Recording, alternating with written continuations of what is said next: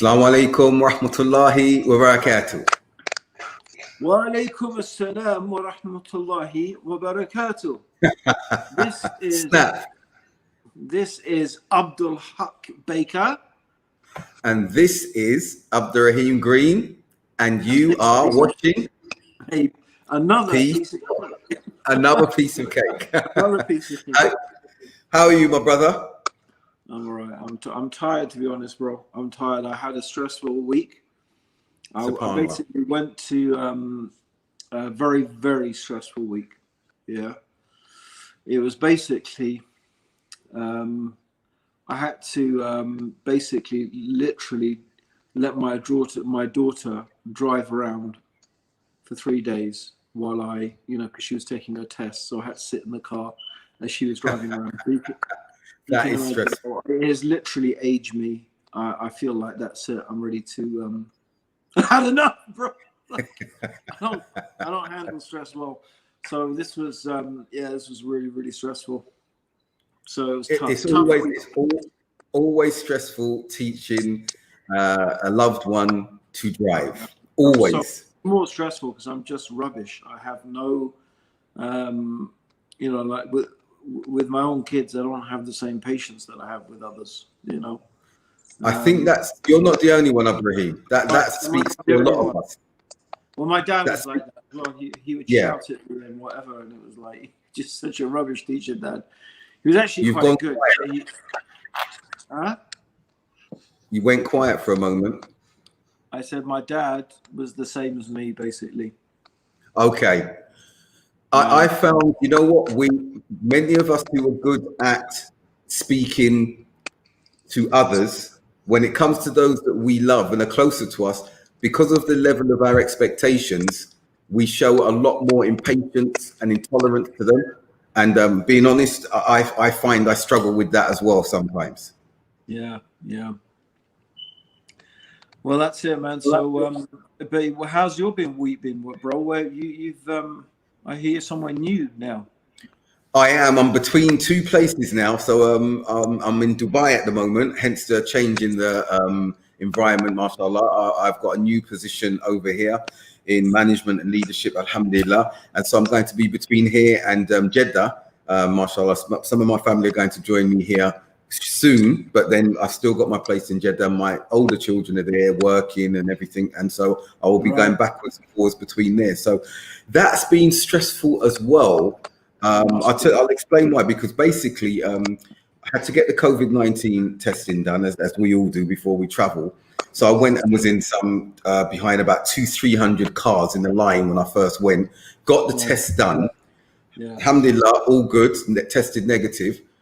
Went to the airport the day before. This was the first time I went to the airport the day before and said, right, I've got all this ready. Do I need anything else? They said, just print out the report, the government report, and you're good to go. I said, fantastic. Turned up on the day, like we do, 3 hours early, went, and they said, you can't use this report. And I said, why not? It's the government report. Here it is. Next said, no, you need to go to a private lab, pay about £150, get that stamped, and then it will be accepted on the other side for you to travel. So spoke to management of the airport, went backwards and forwards, said, this is nuts, this is a government report, weren't having it. So then I had to go for another report. The UAE government is admitting that they themselves are so incompetent that their own reports can't be trusted. No, it wasn't their report, it's the Saudi side. And so UAE wouldn't accept the UAE. UAE didn't trust Saudi. So I went and got a private report done. VIP, they came to my house. Yeah, and then basically that was okay. So I then had to fly again 2-3 days later. And alhamdulillah, everything went well. So mashallah, but Allah makes things easy because I landed on the weekend. If I landed on the earlier time, I would have had to go straight into my new job. So I've had a nice relaxing weekend. And it's just been nice to relax, put my feet up and everything. So alhamdulillah. So some stress. If you ask me which is more stressful, I think you went through more stress than I did. Yeah. Allah knows. And you know what? While we're on stress, Abdurraheem, not that we want to get our blood pressures even higher. One of the things we said we're going to discuss today And I think it's that cancel culture, previously known as vulture culture. And you and I, the call out culture, is it? yeah, we've been in this the dawah, if you like, for best part of 30 years, beginning in the 90s. And while that was there, our focus was on delivering the message.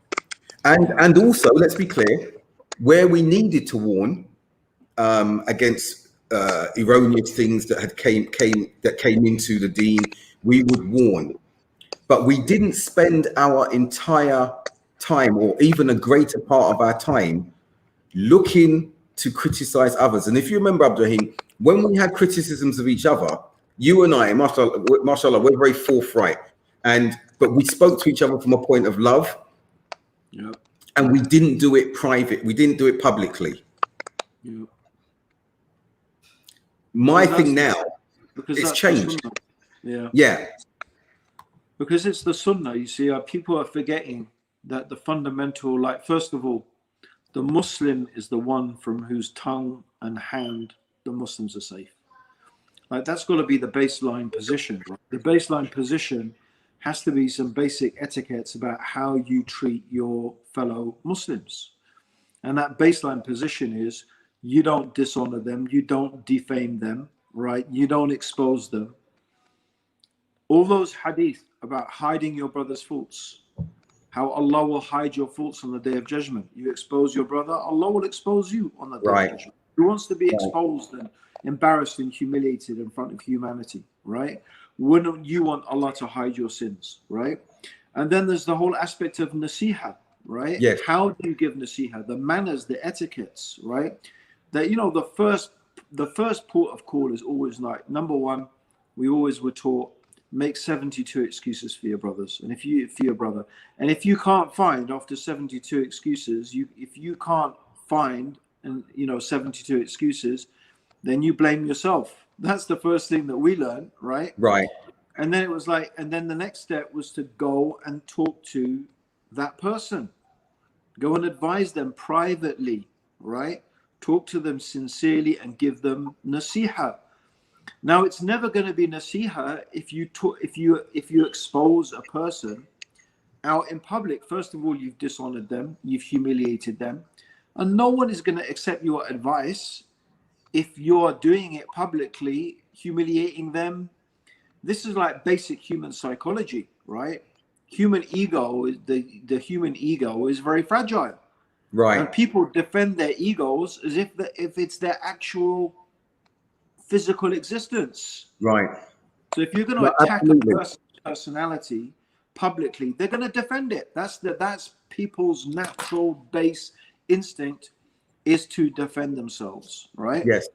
And we had this whole discussion, bro, if you remember.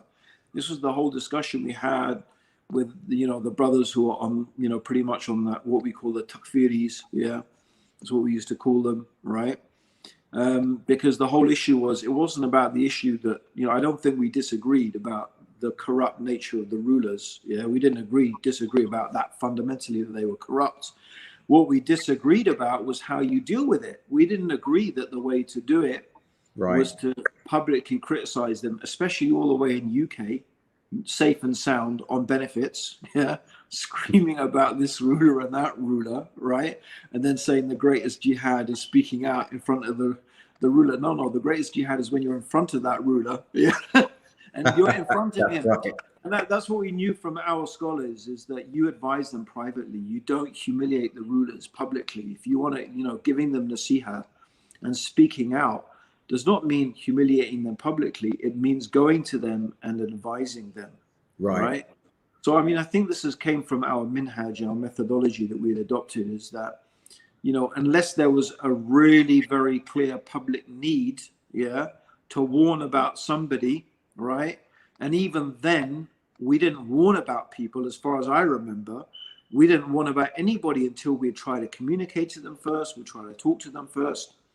Otherwise we dealt with people's ideas. Yeah, we dealt with the ideas of, the Hizb, the Ikhwan, whoever we thought was not on the minhaj, yeah. We dealt with the ideas, right? Because that's what our scholars told us. You don't attack the individual, right? You attack, if you want to say something, if you want to criticize something, talk about the idea, not about the person. Exactly. That's what we were taught that. I remember our Jordanian scholars and teachers teaching us that.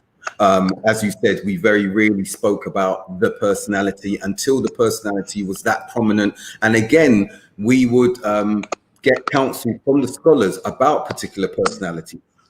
I think that was very important at that time. So for me, it's changed so much now. Yeah. And what I'm going to do, Abdurraheem, I'm going to unplug my mic because I know there's a clicking, and I want you to tell me if it's still good, the voice, the sound that comes in if I take this outside out. I can't hear a word now, bro. You're just like completely silent. No sound whatsoever. No, now we've lost you altogether, bro. You just like, all I can do is hear your mouth moving. I can't hear any sound.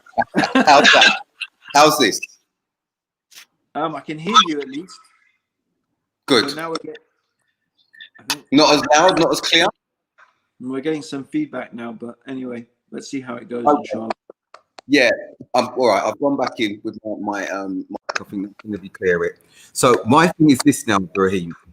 Yeah. All we've seen is this culture of seeking individuals' faults. Yeah. And it's not only, we're talking from a Muslim perspective, but when you look wider in society, it's part of the political landscape as well.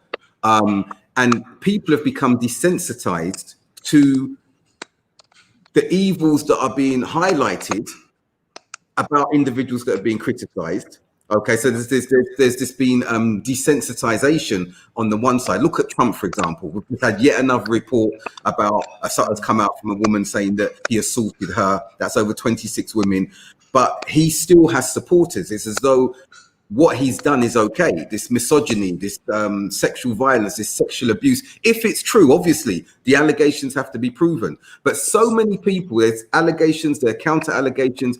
But the thing that is alarming is that that's what seems to either give credence to someone to gain popularity. Very little means that person's status now, but that's what people are looking for. They're not looking at the message. They're not looking at the policy. In Islam, it's the message. They're not looking at that. They're looking to see where they can bring down or denigrate a particular individual. And also they're misconstruing and misrepresenting aspects of the religion, which is problematic because everyone's bringing their particular understandings and say, this is what the Quran and the Sunnah says.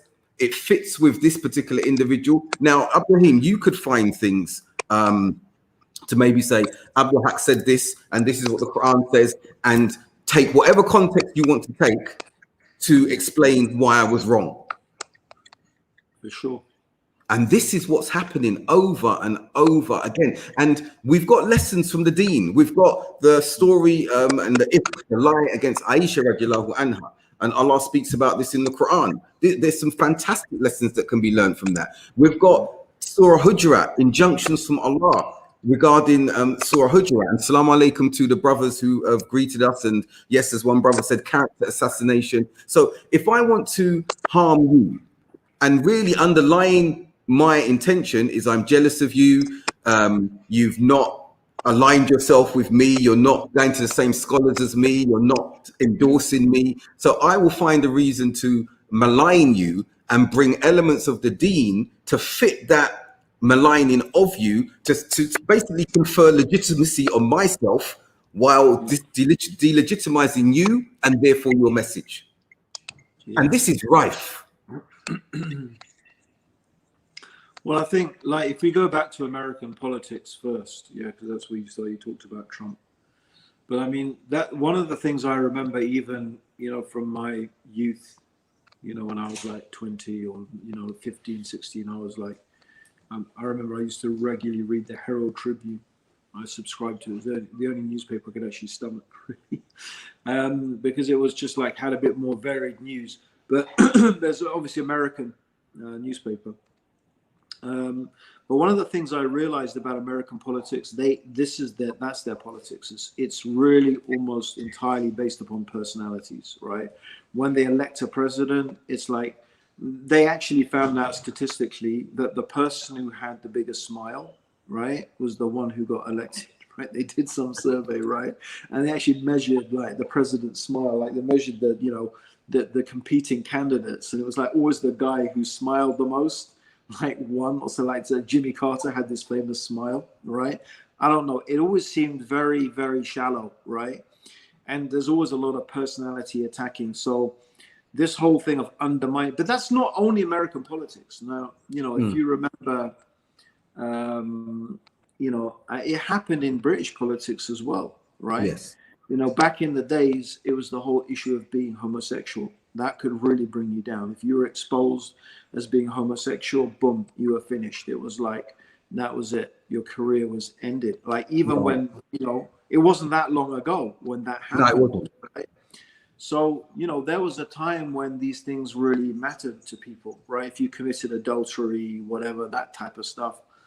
But now like people don't care about that stuff. So they got something else. They got some other scandal that they want to bring out on people. I think the real issue I have two issues. Like the problem is, this is the problem, I think for me, bro, what it does, if you talk about, if you just bring in that issue of Trump, it's very interesting because it exposes a real fundamental flaw in the Western system of life, basically, right?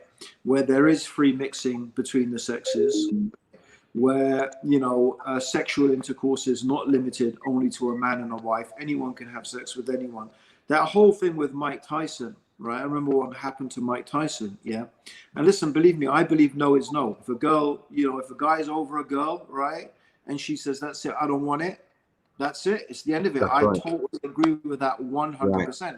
But Right. but how does it even get to a stage where someone is undressed, naked, in front of a guy, right? The fact that it got that far in the first place, the fact that it even gets there, it's just crazy, right? You understand?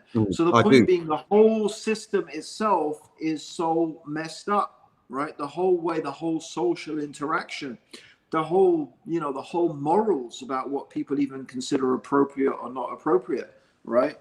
So, this is a very, very, and the thing is, who do you believe, right? In Islam, you need witnesses, right? Yeah. Because the point is, like, it all comes down to this person's word against another.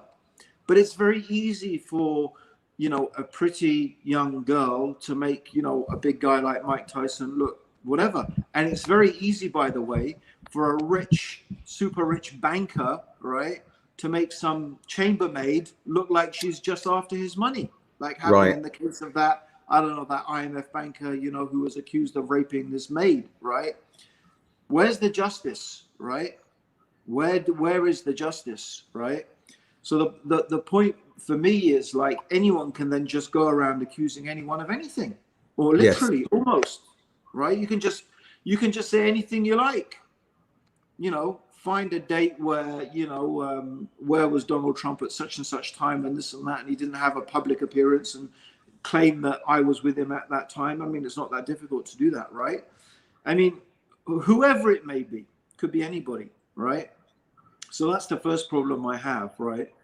On the other hand, there is a misogynistic culture. There is a culture where people like Harvey Weinstein, can, prey upon people who want to do well in their acting career and use that as a way to manipulate them sexually. There's no doubt. Right. There's no doubt. Yes. So, listen, that stuff can happen in our community. There are men. It has happened in our community. Women. It has happened, right? So it's not just like American politicians, right? Yeah. It happens everywhere with priests and imams and like across the board. Unfortunately, this type of stuff happens. So where is the balance, bro? What do you do? Like, it's very difficult. On one hand, the people who do evil like that have to be challenged. They shouldn't be allowed to get away with it. I actually think what's happened with Harvey Weinstein, for example, is really good, right? It's really brought to attention. But what is it really highlighted? Stuff that Islam was saying 1,400 years ago. a man should not be alone with a woman who is not his mahram. Plain and simple. You Yeah. shouldn't be alone. You shouldn't be alone together, right? That's it. End of. Yeah. Cut it right there, right? And it's still, Never but that be view, alone with exactly. someone who's not your husband or your wife or your mum or And your daughter. right. But End now of. these and now these laws or these injunctions, which are there to protect both, are frowned upon as backward. But then what we're seeing is conflict in the hospitals, for example, that they don't want mixed sex wards. So you see that in the UK, they don't want mixed gendered wards. So you ask, well, follow your philosophy. Single gender wards, bro. They're Sorry? getting rid of single gender wards. That's the latest. That's before they get gender. Yeah. It's crazy. At the same time, this Harvey Weinstein was having, it's very interesting, right? This whole Harvey Weinstein thing kicked off as this whole asexual, non-sexual agenda was being pushed out, right? So they were not segregating people in wards anymore. They were having males and females all on the same ward, whereas before it always used to be segregated. Right. Yeah. Okay. Even to the extent of toilets, right? Toilets now, they have these toilets, they're not men's toilets or women's toilets, right? In schools, it's happening, right? It's crazy, bro. At the same time, all this stuff is going down with Harvey Weinstein and all these accusations. It's like, bro, it's like blindness. It's like being blind. These things, like, it's almost as if Allah is showing them these signs, they're just not seeing it. You know? No, you're right. There's a total obscurity around, and again, all of that, and on top of that, the cancel culture, cult of personality, all mixed into that mosaic. No wonder personally, I would say, no wonder there are mental health issues that are developing for everyone, Muslims and non-Muslims alike. In which how to navigate. What is cancel culture exactly? What is cancel culture? I think basically what we're cancel culture in the sense that always, I think, gaslighting or basically denigrating and silencing positions, silencing anything you're in opposition to, as though it's invalidating that. So that's what I understand. My understanding of cancel culture. I prefer the vulture culture because that's more you're seeking out people's fault. You're seeking out to basically character assassinate individuals because they don't agree or align with what you're saying and what you're doing. As I said, we've seen that at the very highest political level with what we're seeing in the politics in the US at the moment. As you said, in the UK, it's there to an extent. I think when you look at the politics of Boris Johnson, how he got in, how you saw the Brexit debate take place, the lies that were said on both sides of the fence in order to get in, and where we are now.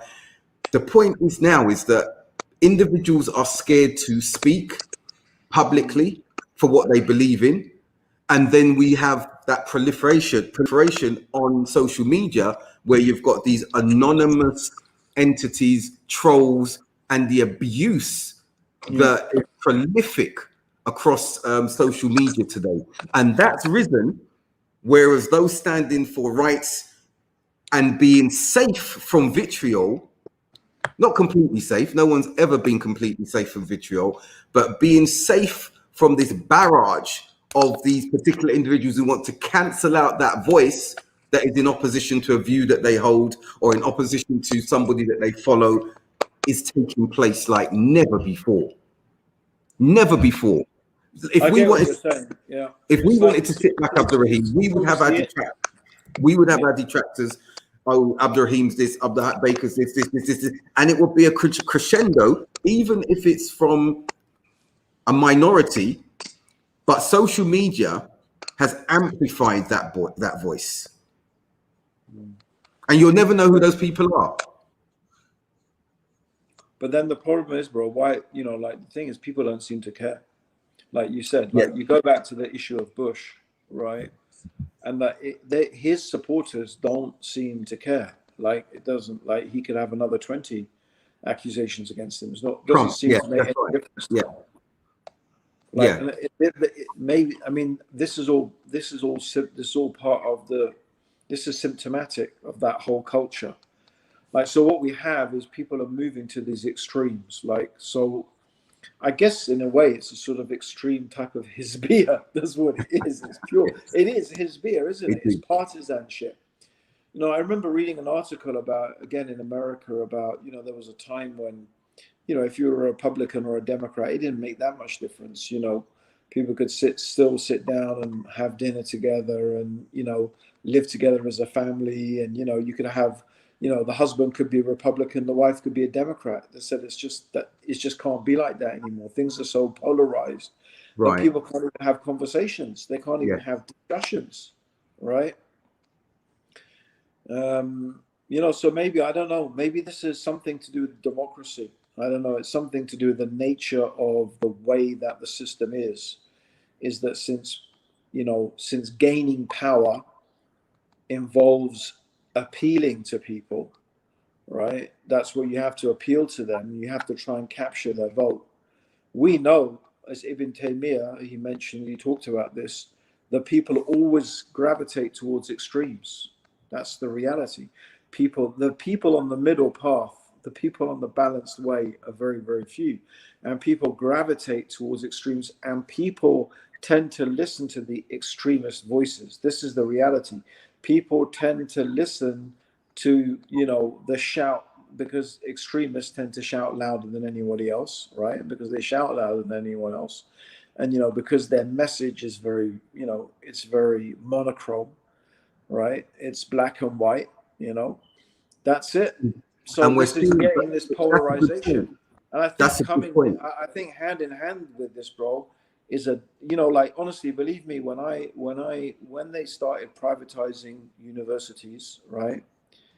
When they started privatizing universities and started making people pay to go to university, it's nothing to do with money. It's nothing to do with not being able to afford it. They could afford the war in Iraq. You know, they could afford the flipping bombing people, bombing Afghanistan, and so many wars. Don't tell me you can't afford to educate the children, right, for free. Yeah, Right. educate your youth. It's nothing about payment and money, right? What is it? What it's about? It's about turning education into an industry, and it's a way of making money, but it's more than that. It's a way of dumbing people down. That's what it's Yeah. really about.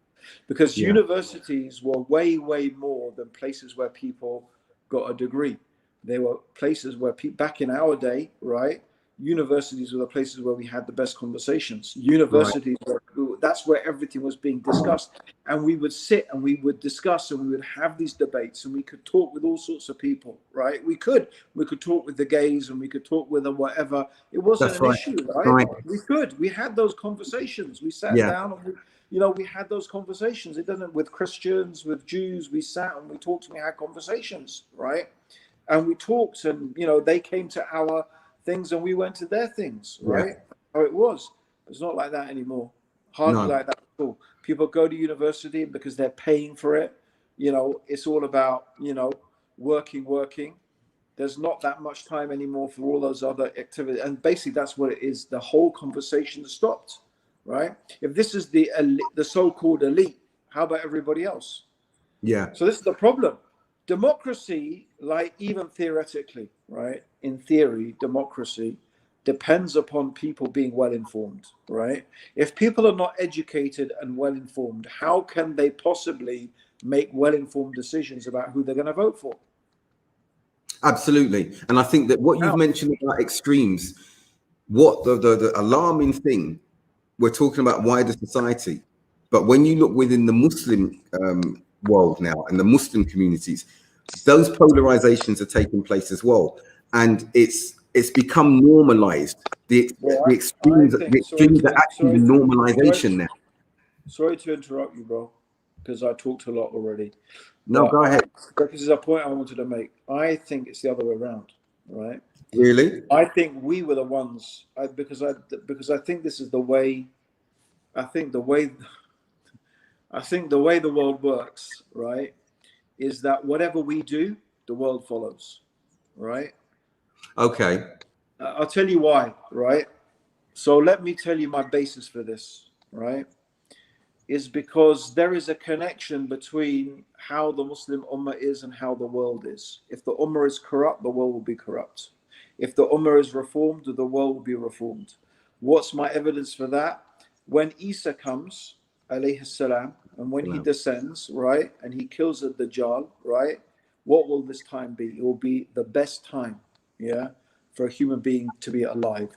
The rain will fall, the crops will grow, a village will be able to eat from like one pumpkin or whatever, there'll be, so everything will be just amazing. And there will only be the deen of Islam. So at this time will be a time of purity. This will be a time of goodness, right? Look at the Khalifa of Umar ibn Abdul Aziz, right? Look at the Khulafa of Abu Bakr and Umar and Uthman. Even look, before the Prophet sallallahu alaihi wasallam was sent, right? I think it's in Bukhari, and you find it in some books of Sirah.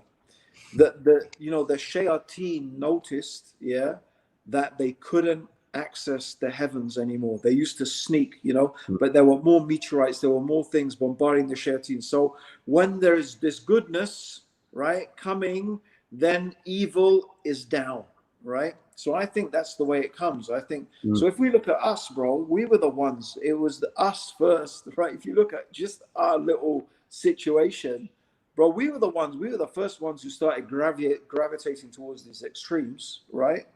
Good point. We were the ones who started the call. Before this call out culture was like this, how it is everywhere now. Who started it, bro? Where was it first? Yeah. Right? Salafis, super Salafis. Right. Yeah, the Madkhalis. Right. Yeah. That was where the call out culture started. Right. From the Muslims. Yes. And then the rest of the world followed, bro. Yeah. That's a good point. That's interesting. You come from that angle. Yeah. When we're corrupt, the world's corrupt. When we're reformed, the world will be reformed. Yeah.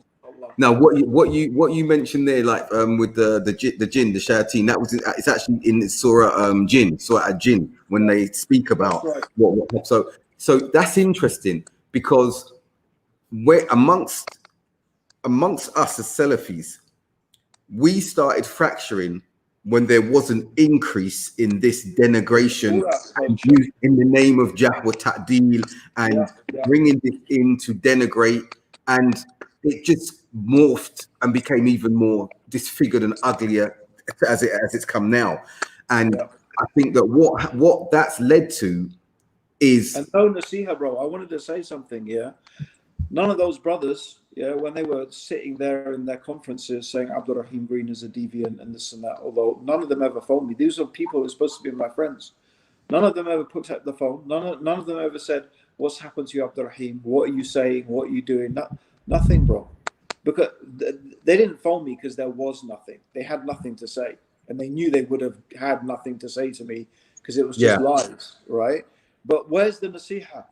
Where's the phoning up? Because your brother? there's no intention. Where's the talking? Where's the going and advising a person? And that type of brotherly, it wasn't there, bro. It had gone, right? And you're right, and it not only happened to yourself. And this is the thing, Abdurraheem. Oh yeah, of course. No, it happened. No, we are the type. We have the type of characters where we do not seek validation from others. Our focus is on Allah subhanahu wa ta'ala. And this brings me to that next point. The focus on the likes and the validation and the feedback. Feedback is important, of course. But when that becomes the objective and you are only saying things because you want to speak to your base, again, what Trump, what other politicians do, Muslims are doing that as well. And then you either hold back on elements that are the truth, or you dilute elements that are the truth. And there's a big debate going on about an organization in America at the moment now, and there are some very valid criticisms concerning that organization, with its aligning itself with LGBTQ, speaking about evolution in a way that is repugnant, to be frank. But the point of the matter is that the message becomes diluted to fit the audience that is being targeted. And this is not the impetus, from what I understood when I came to Islam and when we started giving dawah, of the dawah. It's deliverance of the message, and the message has got to be packaged correctly. You can't go screaming and shouting to any particular audience. You can't go softly with any particular audience. We know that the Prophet ﷺ sent Mu'adh as a teenager. He was young, to Yemen. And he said, Sallallahu Alaihi Wasallam, to him, you are going to a people of the book. And therefore asked him to ensure that the dawah and the way he was going to deliver the message was tailored, but not compromised, not diluted, not minimized, not diminished, not for entertainment, not to get them to be with him for the sake of being with him with a diluted message. And unfortunately, when you look at individuals saying, I listen to this speaker, I follow that speaker, I like this speaker, that's all well and good. But when it becomes about the personality and not the message, then it's problematic. That's for those who are receiving the message and for those who are delivering the message as well, Abdurraheem. But yeah, you're right, bro. But this is just, sorry to say, it's human nature, bro. I think we talked about this in a previous episode. We did talk about it, bro. I remember. I think we mentioned, I remember it was Dr. Jibali. Dr. Muhammad Jibali was, mashallah, his knowledge was really, really good. Yes. But listening to him talk was like, oh my God, give me a cup of coffee, or I need something, give me a shot, because he had this way of talking that would send you to sleep, right? And that's not good. We knew it wasn't good to think like that. We knew that it was the nature of that we should be listening to the knowledge. But that's the reality, bro. Like, that's human beings. Why did Allah make the Quran the most eloquent and the most beautiful book, right? Because human beings respond to those type of things, right? Yes. Yeah. So but it's not about. You're right. I agree with you. Huh? I'm not disagreeing with you on that. The delivery is important, and yes, some of our teachers had a monotonous tone that it was like, okay, it's very difficult to absorb. It's not that I'm speaking about. What I'm saying is that when the whole emphasis is on how you can attract your audience only, and so even the message is like, okay, shall I talk about Tawheed? No, they're going to switch off if I talk about Tawheed. So shall I talk about something that's more entertaining? Yes, I will talk about, and I'm not saying you shouldn't do that. Don't get me wrong. We're not saying that shouldn't be done. But this dawah is comprehensive. And the platform of it is Tawheed. And the seeding of it is Tawheed. And it's not just the Tawheed theoretically speaking. As you know, I've heard your talks. You talk about embodying Tawheed in how we live. And someone like, oh, I didn't know that Tawheed. Yes, it's every aspect of our lives. It's how you think. It's how you move. It's how you interact with people. It's that cognizance of Allah subhanahu wa ta'ala, his names and attributes when you're doing this, when you're doing that. That's the way that we've been able to deliver and teach to the audiences that we speak to. But let's say we forgot all of that and we thought, okay, what does my audience like? Let me give that to them. Yeah. What my audience likes, where I get my following. Yeah.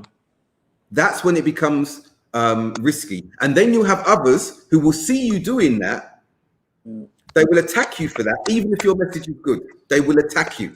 Why?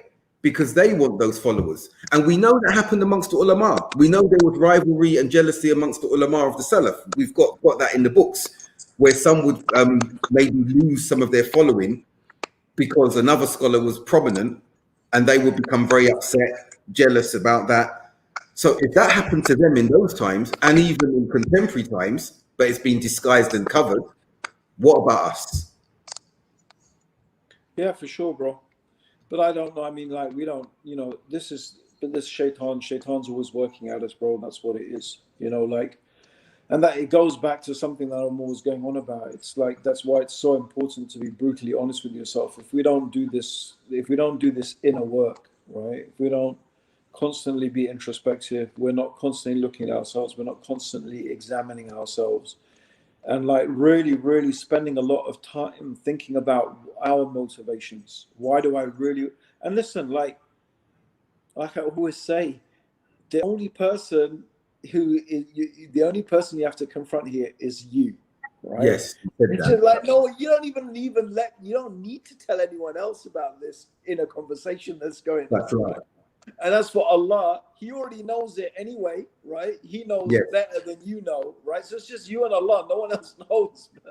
Why is it so difficult? Why is it so difficult to be brutally honest with yourself? Because we tell ourselves these stories, and I guess like everyone does it, bro. None of us are free from it, you know. And I guess that's it. This is the way Shaitan gets us, because what he does is he makes us believe that, you know, what we are doing and what we are saying about that person, right? Oh, when I'm attacking Fulan and such person, he makes me believe that I'm doing it for a righteous cause because he's a deviant, he's a misguidant, he's misguiding people, he's whatever, he's upon error. Shaitan is stirring that within me, right? Whereas in reality, what's really motivating me is something else, right? Yeah, exactly. And there may be some truth, by the way, to some of the things that I'm saying. But the real key, you see, the thing that really uncovers what that person is like, who's making those criticisms, is when you look at the level, you look at the type of those criticisms. This is what I think, is that when you start seeing a person as being unjust, when you start seeing that a person makes stuff up, when you start seeing that a person takes sentences and words that are clearly out of context, right, to make up a story, to make as if this person is saying, you know, this person is saying, oh, he believes this and he believes that, when he's clearly, when any person reading it, you know, can understand, no, it doesn't mean that. That's what they do with the Quran all the time, bro. That's what the non-Muslims, the Christian extremists, you know, that's what they do with the Quran. And by the way, and this is one of the reasons I stopped a lot of the Christian polemics.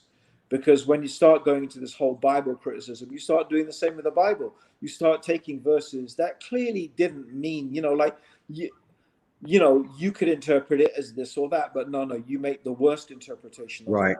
it, right? You know, becomes really, and this is injustice, right? This is injustice. And that just shows that that person has a personality issue, right? This person is not about the truth.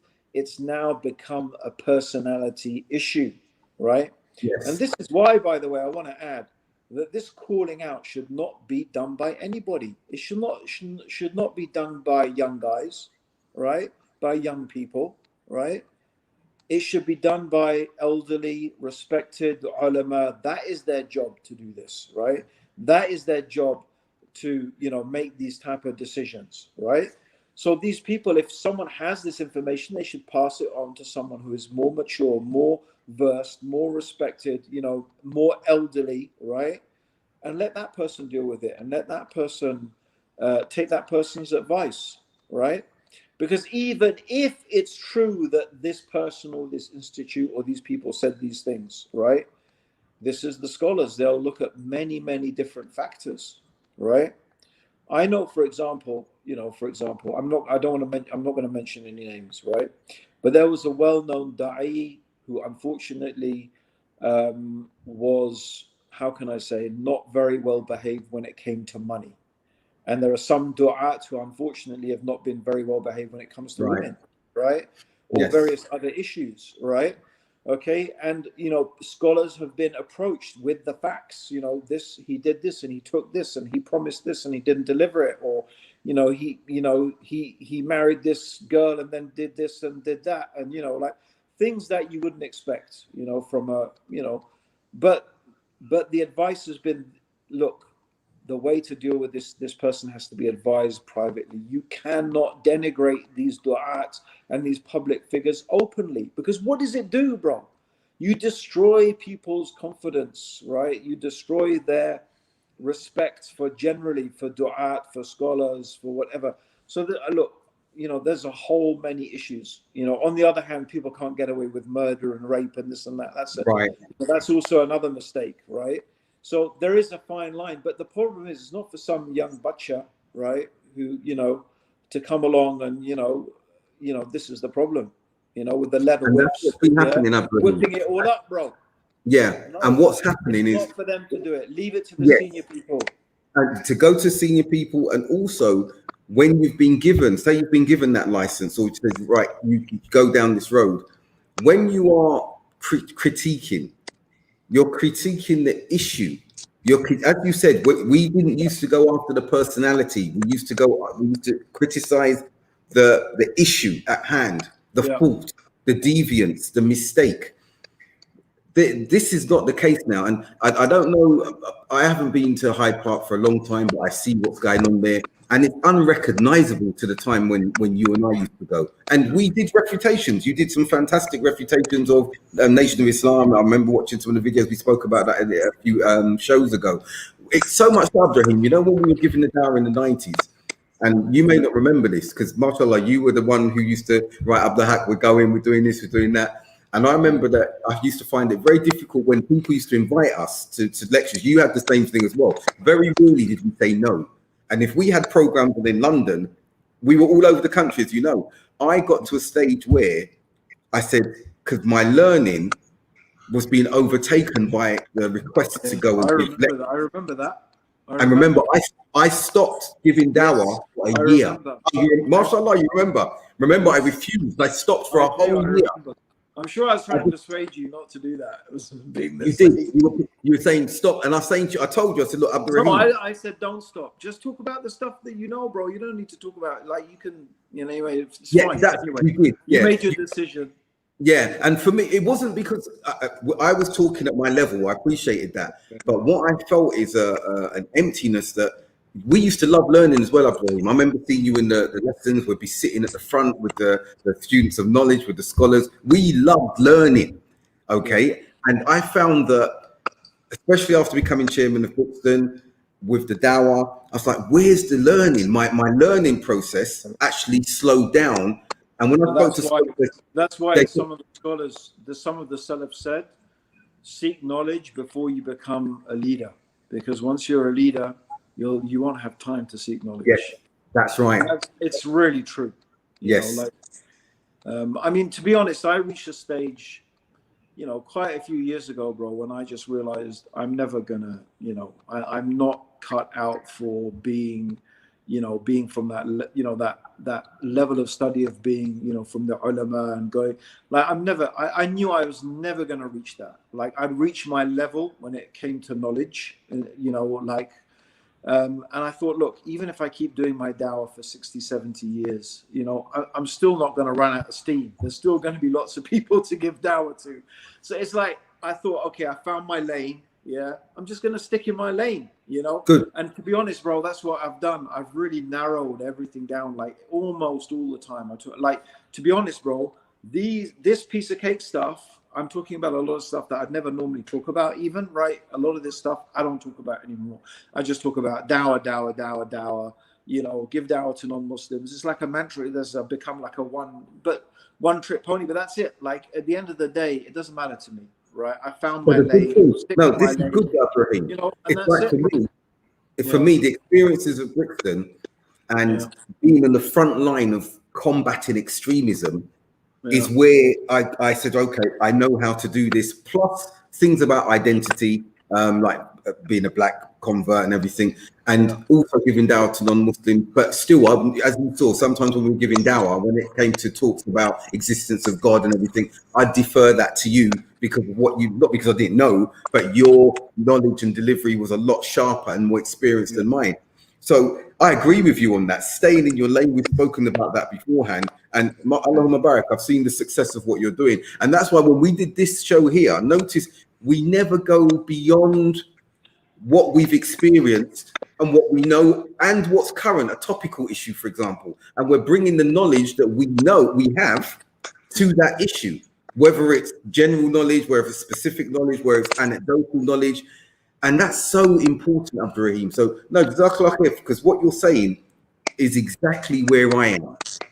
There are individuals now who've got PhDs and suddenly think they can speak about everything and anything. No, the one thing that the PhD did with me is made me see how little knowledge I actually have. It's like, I don't know anything except a little bit about this subject. That was even back in the days, bro, that was a real, do you remember back in the days, there was one of the whole issues is just because someone was a doctor right? You know, that was it. He was a doctor. Therefore, he could sit and literally talk about anything. He could give tafsir of Quran. He could talk about fiqh. You know, he never studied fiqh. He'd never studied No. tafsir, but he was Right. doctor. Yeah, he was like a doctor. Right? Crazy. That's Crazy. it, man. That's it. And that was the problem. So I mean, that's another, you know, it's very interesting, bro, because again, it's like, it's very interesting when you go back to psychology and you study different cognitive biases that human beings have, you know, like the way our brains get things wrong, right? It happens very often that when we see that a person is an authority in something, actually it's one of our mistakes that our brain makes is to start thinking they're competent and an authority on lots of other things as well, right? Yes. Which yes. of course is just ridiculous, but That's right. our brain does it. That's one of the things our brain does. You know, that's one of our cognitive bias. One of the things you have to watch out for. It's like, no. Just because this guy knows this, it doesn't mean he knows that and that and that. Yeah. Right. Yeah. And actually, by the way, this is another way that we fool ourselves, right? Sometimes we fool ourselves into thinking that, yeah, because I know a lot about dawah, now I can talk about, I don't know, whatever, some other thing as well. No, it doesn't necessarily mean that, right? And just because people call you sheikh this and sheikh that, it doesn't mean you're a sheikh, right? No. Yeah. Like, just Not what cool. people call. So, like, you know, again, that's the thing. It's also about understanding that, mate, it's not even shaitan sometimes. It's just your own brain tricking you, you know? Yeah. These are just things that human beings do, you know? So everyone has to watch out for that stuff, right? But the problem is, bro, I think the thing is that part of the problem is people are not taking education very seriously. They don't take educating themselves very seriously. We live in a world where, you know, it's all Instagram, Snapchat, you know, YouTube. Who's got time anymore, you know, to really sit down and think and study and be introspective? And like, I think a lot of what's happening is coming off the back of that whole way that we are so distracted, so constantly distracted, you know. And I think that's all part of it. Back in those days, you know, yeah, like if you think about it, there was 4 TV channels, right? 4 or 5, you know, Channel 5. Remember when Channel 5 came out? We sat there waiting for it to come on. Huh? We sat there waiting for it to come on. Yeah, like there were 5 TV channels, bro. That was it, you know. Of course you picked up books and you read. Of course you sat down with people and talked. Of course you went to... So, bro, this is one of the things, right? You go to Malawi, you go to Uganda, you go to Tanzania. You'll go there, bro, and go to a village, right? 100 people, 150 people will come from all around the countryside to listen to you. And they will sit for 4, 5, 6 hours, right? You can talk. As long as you talk, they will sit and listen.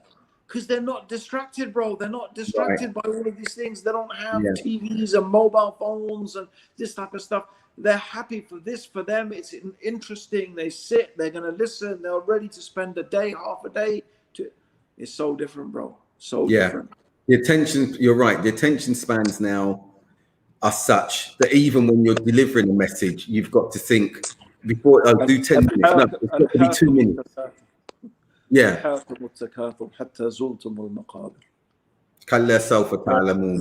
worldly life distracts you.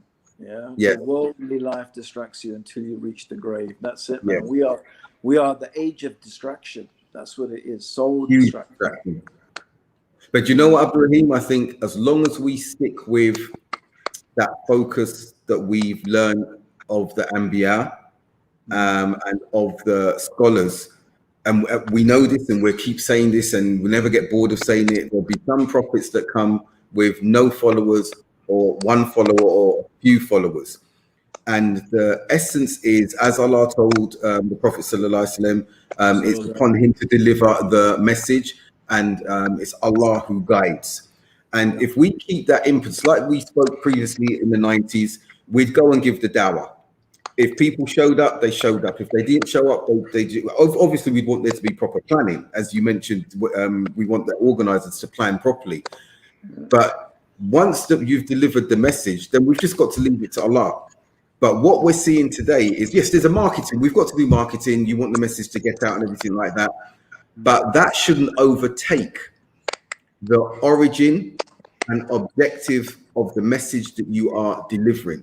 Because are you delivering the message of Islam and wanting that to go forward, or are you using that to elevate your personality? And we've seen individuals over the years doing that, and we've seen where that's taken them. And as you said, we have to keep checking ourselves. We have to keep checking ourselves. It's always tempting, bro. Listen, one of the things I realized very early on, right, is that I could have easily formed a cult. Like, was one. I'm sure we talked about this already, right? We talked about this in a previous episode, right? One of the things, like they say a little bit of, knowledge is power, right? And with power comes this responsibility. And one of the things I realized that when Allah guided me to Islam, and I spent a bit of time, giving these talks, and then you see how people followed. The thing was, bro, listen, I remember. Do you remember that I used to keep my hair? I had the long hair. Remember, I had long hair, and I used to keep it in a ponytail. Do you remember that? Yeah. Right. And then what happened once, bro, is the brothers started putting.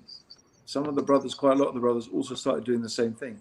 They started putting their hair in ponytails. Right? I remember.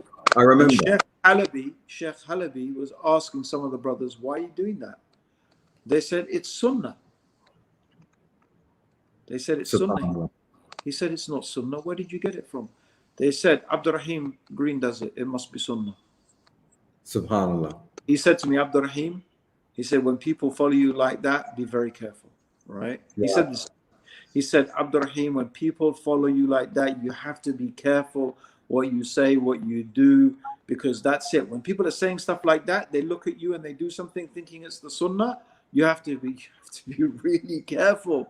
And subhanAllah, I realized that, what? I could have formed a cult. I could have formed a cult. I could have had had all the girls and the whatever. That's what they do, these cult leaders, right? They have these people, these followers around who just are devoted to them, and you get on this power trip and this and that. And I guess this is what happens to some people as well, bro. They get on this, this whole thing when they just get high on being able to control people and manipulate people and have. But isn't that the hadith? Isn't there the hadith about that? That whoever seeks knowledge. So what's that hadith about? Whoever seeks knowledge to compete with the scholars in order to capture the gatherings. Right. Yeah? Then the fire. Then the fire. Right. And on that, Abdurraheem, what you've described is happening amongst some elements of the people we know today, where they are being elevated to sheikhs. And I know that they're in Saudi Arabia, in Riyadh, for example, individuals will send questions for fatwa. I know this, factual, I've been told this directly, to Birmingham when they're in Riyadh, and they can ask the scholars there. But they ask in Birmingham. Just a citizen, for an example. But all what you're saying about the hair, I remember when us brothers came to the Deen, from Brixton, we started. Are these English brothers doing this or what? That British brothers and sisters, Akhi. Oh, yeah, British brothers and sisters, doing this from Riyadh. And one of them called me and says his family is in a group and this is what they're doing. And I was like, really? He goes, I see it myself. But also, coming back to the hairstyle thing, when we came to the Deen, because remember when we came and we joined Jamas, I think that's the largest number of black brothers that had joined Jamas. It was predominantly South Asian. So I remember then others started shaving their hairs because we used to have our hair bald like I do now. And we asked one, they said, we've always used to admire the black brothers used to look mean and everything. So we had South Asian brothers, massive beards, completely bald heads all of the time, to the extent that I remember asking Sheikh Ali Hassan again. But sign up the Khawarij, bro. That's what he said, exactly. Yeah. So we said to him, he said, that's the sign of Khawarij. He said, but we do this anyway. And he said, well, if you're just doing it because that's how you have been from before, you're not doing it to imitate. But everyone else who's doing it has to be very careful if it's something that they're following. So we carried on doing it. Others stopped doing it. But as you said, you can come into a cult-like mentality. And as you said, when you was in Guyana, someone saw you and said that it's the Lord. So you could have taken it whichever direction you wanted to take it in. So the cult of personality, I think this is a good part to conclude. Yeah. The cult of personality, that's the one side. And then you've got those individuals who will attack, denigrate and cancel out anyone else who speaks against that personality, that group, that idea, that political philosophy, because they want to uphold that particular identity, that person that they are, in inverted commas, devoted to. And it's very destructive, Abdurraheem, and we I can think only. the takeaway is to everyone,